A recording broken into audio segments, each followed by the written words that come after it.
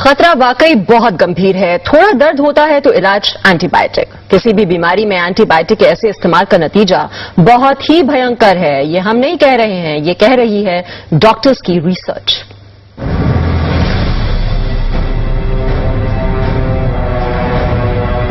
देश के अस्पतालों में बढ़ रहा इन्फेक्शन डॉक्टरों के लिए परेशानी बन गया है।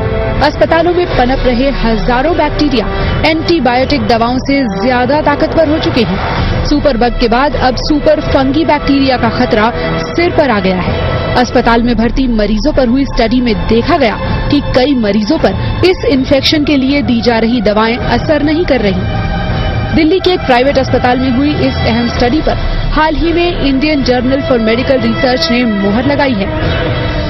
एंटीबायोटिक्स काम करना बंद कर दें तो साइंस ही चेंज हो जाएगा। मेडिकल साइंस के जो बेनिफिट्स अभी तक आए हैं बाय वे ऑफ ट्रांसप्लांट्स और by way of bone marrow transplants और लिवर ट्रांसप्लांट्स या हाई एंड सर्जरीज, ये पेशेंट्स को बचाना नामुमकिन हो जाएगा। तो जो भी फीट्स, मेडिकल फीट्स जिसे हम कहते हैं, ये सारी रिवर्स हो जाएंगी। 2006 में गंगाराम अस्पताल के डॉक्टरों ने अस्पताल में मौजूद नए बैक्टीरिया की पहचान की।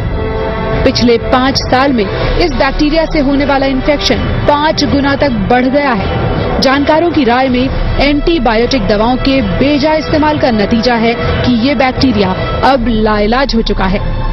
कमजोर इम्यून सिस्टम वाले मरीजों में ऐसे इन्फेक्शन तेजी से घर कर रहे हैं। इसके अलावा जलने के शिकार मरीज, 5 साल से छोटे बच्चे, HIV के शिकार मरीज, डायबिटीज के शिकार मरीज और 60 साल से ज्यादा उम्र के लोगों में ये इन्फेक्शन तेजी से फैलने का खतरा है। ऐसे ज्यादातर बैक्टीरिया अस्पतालों के ICU में मौजूद होते हैं।